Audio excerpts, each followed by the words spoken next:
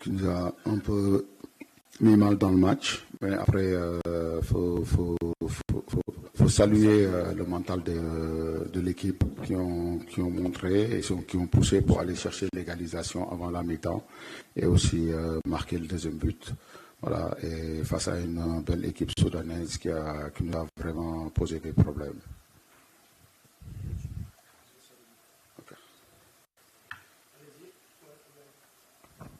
Bonsoir coach, je m'appelle Abdoulaye Cham, je suis journaliste à Sud Quotidien au Sénégal. Félicitations pour cette qualification. J'ai une seule question. On a réussi une belle remontada, ou bien vous avez réussi une belle remontada contre l'ARD Congo, 2-0 après 3-2. Lors de cette compétition, à 2 reprises encore, on est mené au score, mais la réaction équipe a été vraiment très bonne. Est-ce que vous n'avez pas de crainte d'être dans cette situation-là? Bien, vous vous dites que tous les cas de figure, j'aurai toujours une bonne réaction de mon équipe. D'être toujours mené au score avant de réagir. Oui, bonsoir. Je pense que si j'étais à prendre, je prendrais de mener au score. Mais après, il faut souligner, comme je l'ai dit, hier j'en ai parlé aussi en conférence de presse, que le mental était important, surtout sur des matchs à éliminatoire direct. Donc quand on a pris le but, c'est sûr, il fallait coûte que coûte revenir, parce que quand même, faut accepter. Ils mettent un beau but. Qui fait qu'ils étaient devant, mais nous, on a pu poser notre jeu et j'ai aussi apprécié la sérénité de mon équipe qui a continué à dérouler son jeu. C'est sûr que, comme on a dit, c'est pas à chaque fois qu'on va revenir au score. Maintenant, c'est une chose qu'on doit améliorer. On travaille là-dessus. On verra bien si sur les autres matchs, on sera devant. Bonsoir coach, Ibrahim Mbou pour RTS. Félicitations pour la qualif en quart de finale. Coach, selon vous, pourquoi les entames de match sont parfois assez difficiles pour le Sénégal? Peut-être, bonsoir Ibrahim. Peut-être ça peut, quand on a envie de trop bien faire, parfois ça peut nous mettre en difficulté. Mais bon, après, à un moment quand même, ça a été gommé. Ces choses sont revenues. Maintenant, il faut en parler pour voir qu'est-ce qu'il faut faire pour enlever ça, parce que face à certaines équipes, ça va être plus compliqué. Donc, c'est une chose qu'on doit vite enlever de nos débuts de match.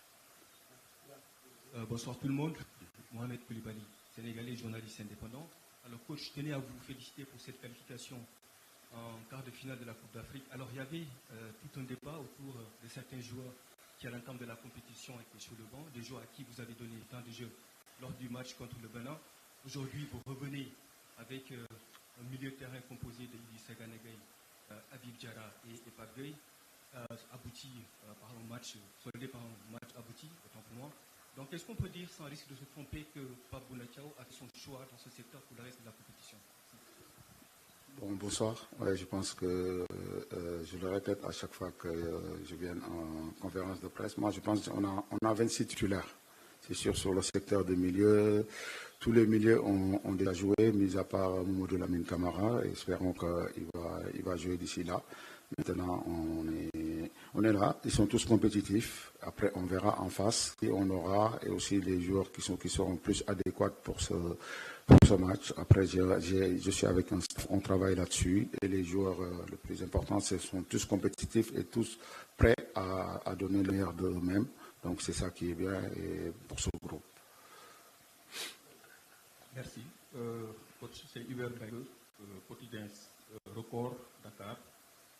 Je voudrais vous adresser d'abord mes félicitations. La question rejoint un peu celle d'Ibrahim Mbou. Donc, c'est par rapport à l'entame de match. On voit une entame assez compliquée et ça rappelle un peu notre entame de match contre le Brésil. Donc, toute proportion gardée, le Soudan, avec ses moyens, a fait ce pressing haut là sur notre défense et a marqué très tôt, tout comme contre le Brésil. Donc, est-ce que vous ne pensez pas à trouver quand même une solution par rapport à ça? Écoutez, c'est vrai, quand on voit les stades, souvent on prend des buts en début de match. Bon, ça nous est arrivé ce soir et contre le Brésil. qui nous avait. Bon, après, contre le Brésil, c'était dans un autre contexte, hein, donc que je ne veux pas en revenir. Mais aujourd'hui, on prend un but tôt. Et moi, je pense que la chose que je vais noter, c'est plus la réaction de mes joueurs. C'est sûr, c'est quelque chose qu'on doit vite corriger, parce que les matchs à éliminatoire direct, surtout prendre des buts comme ça en matinale, ça peut nous poser des problèmes à la longue. Mais maintenant, c'est aussi parfois aussi c'est les équipes qui jouent bien leur coup. Hein. Aujourd'hui, quand on voit ces buts, je pense que l'équipe soudanaise a bien joué son coup et marque sur une belle enroulée. Donc voilà. Oui, coach Lamine Gueye, groupe des médias, Dakar. Tout d'abord, félicitations pour cette qualification. Moi, j'aimerais qu'on parle un peu de l'attaque, notamment les attaquants, à savoir Boulaye, voilà, et les autres. Aujourd'hui, on n'a pas vu Habib Diallo, qui a été titularisé lors de la dernière rencontre. Jackson a été aussi titularisé 2 fois. Est-ce que ça veut dire que vous n'avez pas le numéro 9 titulaire ou est-ce que vous voulez, qu'est-ce que vous recherchez dans ce changement tournant autour des attaques? Bon, après, je l'ai dit encore, hein, j'ai 28 titulaires, hein, donc j'ai 4 attaquants de pointe qui font des bonnes choses. À chaque fois qu'ils rentrent, ils se donnent tous.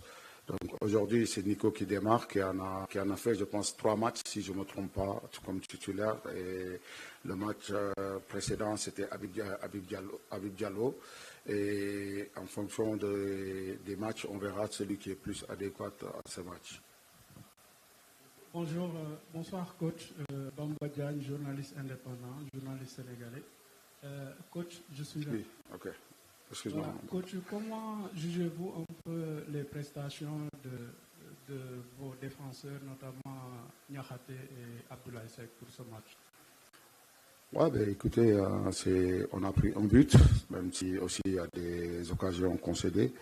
Et c'est une paire qui n'a pas trop l'habitude de jouer ensemble. Aujourd'hui, je pense que ça doit être la première fois qu'ils ont joué ensemble.